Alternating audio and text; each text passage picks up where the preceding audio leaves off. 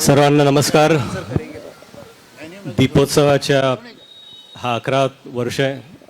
मनसे आणि सर्व कार्यकर्त्यांचा खरंच खूप खूप त्यांना शुभेच्छा की एवढं सुंदर असा हा दीपोत्सव इथं आपण आज साजरा करतोय.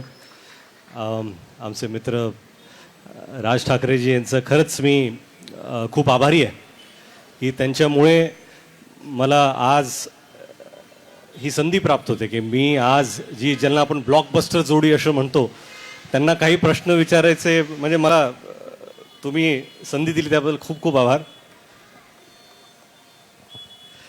यहाँ बैठे हुए जो हमारे सबसे आइकॉनिक जोड़ी हैं, सलीम साहब, जावेद साहब,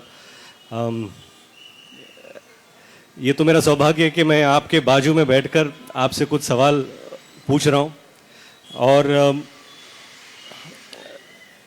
सलीम साहब, जावेद साहब, हम ऐसी दुनिया में रहते हैं जहाँ पर सबको सब कुछ होना है. यानी जो एक्टर है उसे डायरेक्टर होना है, जो डायरेक्टर है उसे प्रोड्यूसर होना है, जो प्रोड्यूसर है उसे म्यूजिक करना है. हमको सब कुछ करना है.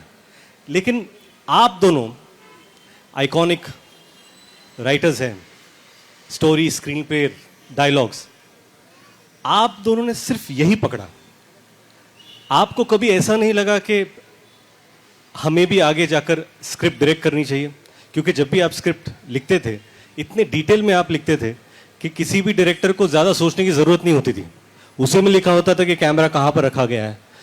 यहाँ तक कि एक्टर दाएं हाथ से फ़ोन उठाएगा या बाएं हाथ से फ़ोन उठाएगा ये भी लिखा होता था. तो इतनी सारे डिटेल में आप जब लिखते थे तो कभी आपको ऐसा नहीं लगा कि एक फिल्म डायरेक्ट करनी चाहिए? Salim sir, volume mic. ये जरूरत जब पड़ती है कि जब आपने जो लिखा है वो स्क्रीन पे दिखे ना, कि जब लिखा कुछ साथ आया. जब अगर ये डायरेक्टर जो है वो जस्टिस देता है, जो स्क्रिप्ट लिखी है वो एग्जैक्टली वैसी की वैसी जो हमने सोचा है वो विजुअली वैसा होता है, तो उसकी कभी ज़रूरत नहीं पड़ी. और कभी ऐसा मौका भी आया हो तो वो फिल्म को छोड़ दिया है, मगर वो नौबत नहीं आई कभी. जावेद साहब, आपको कभी ऐसा लगा कि डायरेक्ट करना चाहिए? या देखिए, मैं तो फिल्म इंडस्ट्री में सोच के आया था कि मैं डायरेक्टर बनूंगा, असिस्टेंट डायरेक्टर होऊंगा, या तो गुरुदत्त जी का या राज कपूर साहब का, और 3-4 साल में सब सीख जाऊंगा और चौथे साल डायरेक्टर बन जाऊँ. लेकिन कुछ ऐसा हुआ नहीं. और हुआ ये कि मैंने जहाँ भी काम किया वहाँ मुझे हर एक ने कहा कि तुम राइटर बनो. इसलिए क्या, कभी कोई सीन वीन ठीक करना होता, कुछ हो तो मैं अपनी खिदमत पेश कर देता था. सलीम साहब से भी मेरी मुलाकात जिस फिल्म में हुई उसका नाम था सरहदी लुटेरा. उसमें सलीम साहब रोमांटिक लीड कर रहे थे, मैं असिस्टेंट था और डायलॉग राइटर था. तो सलीम साहब ने भी, इनका बहुत बड़ा इन्फ्लुएंस रहा है मुझ पर हमेशा, और इन्होंने भी मुझे हमेशा कहा कि तुम राइटर हो और राइटर बनो. तो तब तो ये ख्याल नहीं था कि हम दोनों एक साथ काम करेंगे, वो तो उनकी अलग ओपिनियन थी जो मुझे बहुत सीरियसली मैंने ली, because I consider him a very wise person. तो उसके बाद देखिए किस्मत का ऐसा हुआ लिखा कि हम साथ में ही काम करने लगे. अब जब काम कर रहे थे तो काम इतना सही हो रहा था कि फिर कोई दूसरा ख्याल आया नहीं. वो आपने कहा हम आगे बढ़े. आगे का चक्कर ये कि जो आगे की जगह थी वो तो खुद हमारे पास आती थी, हमें आगे बढ़ने की ज़रूरत नहीं पड़ती थी. तो फिर हम खुश रहे और अच्छा काम किया, जितना भी किया, जितने बरस भी किया, तो वो बड़ा अच्छा काम रहा. और सभी लोग ये भी बहुत अच्छी तरह जानते हैं कि जब फिल्में बनती थी, जब वहाँ के जो सुपरस्टार्स होते थे वो 15 लाख रुपए चार्ज करते थे एज अ फी. और आप क्या इनकम टैक्स में फंसवाने वाले हैं? मैं कह रहा था क्या आपको?